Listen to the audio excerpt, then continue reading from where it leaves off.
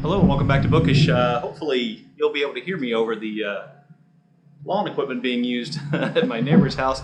I thought I'd come outside and film sitting in my rocking chair. I have a book review for you today. Today I want to do a review of Emuna Elon's House on Endless Waters. It was translated from the Hebrew by Anthony Barris and Linda Yeichel.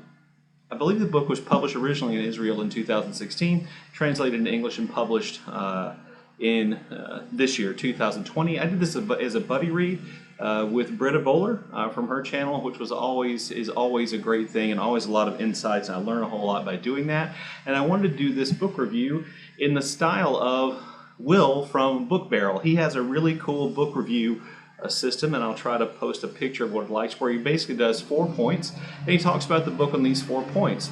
So point number 1 is what he refers to as the premise point, where he talks about kind of what the book's about. Point number 2 is the polarization point, things in the book that you may not like.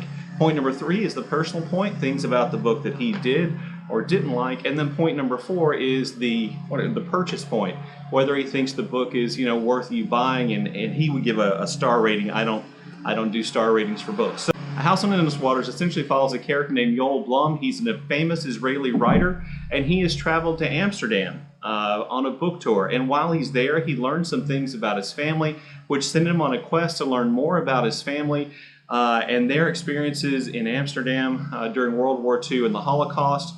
And he then begins to write a book about that. Yoel is the main character, and we spend most of our time with him.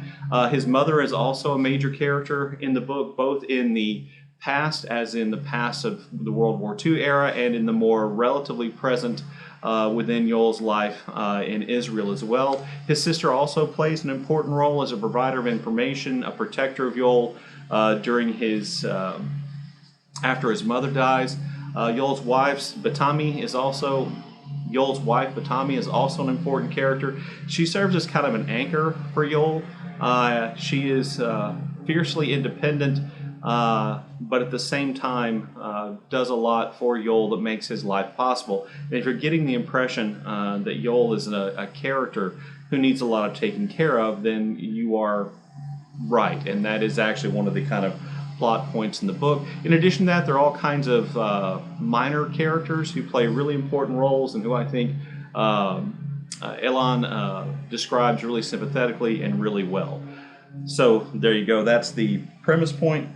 Point 2 is the polarization point. These are things that you may or may not like. So number 1, this is a book that's very much in the head of Yoel. He is the character. Other characters come and go, and some of them play really major roles.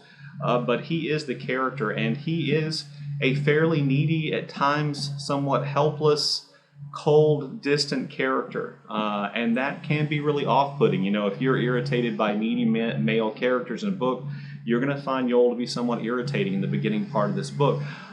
For me, that doesn't work out to be a problem, because I think his neediness is explained, and he has a character arc, and he makes progress and changes over the course of the book.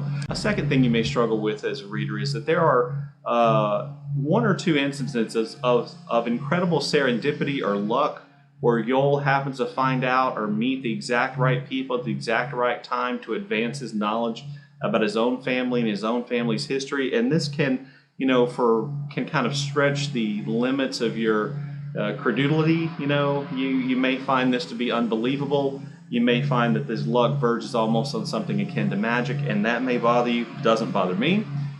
This book is also about Yoel writing a book about his family in Amsterdam during World War II and the Holocaust. So we're reading about Yoel, and we're reading about him finding out about his family. We're also reading the story, the book about his family that he's writing, which means that we are reading a story with 2 separate sets of characters in 2 different points of time, experiencing 2 different things, and that can get confusing. I think the author handles it really well, but if that sounds problematic to you, that may be a problem, may cause you to struggle a little bit in reading.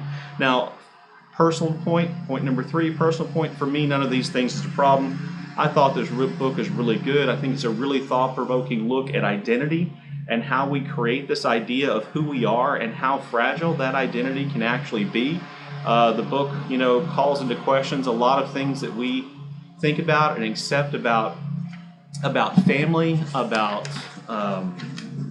heroism, about guilt, about selfishness, about the way society's supposed to work.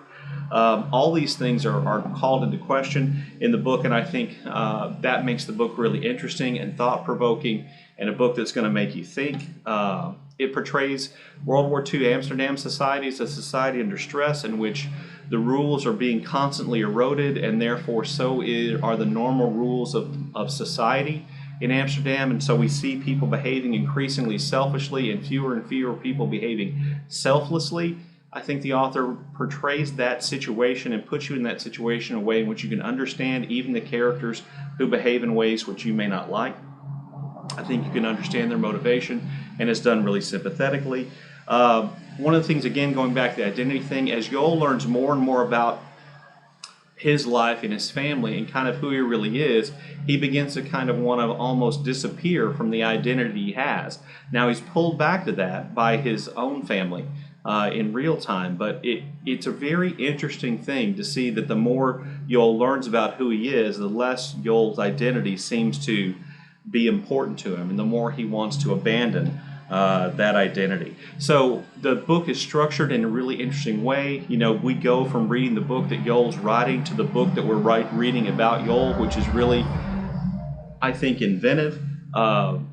There are some scenes in the book which take on almost a surreal quality. There's a long scene about Joel meeting with a Holocaust survivor in Amsterdam during a terrible storm which takes place, which Britta informs me, or those storms actually do take place in Amsterdam, but it has an almost surreal quality to it. So there are things like that which I think just add to the interest. There's those kind of serendipitous things which almost are surreal to the point of like magical realism things happening. Don't let that put you off. It's not that bad. It's not that much magical realism, just again, kind of serendipity and luck.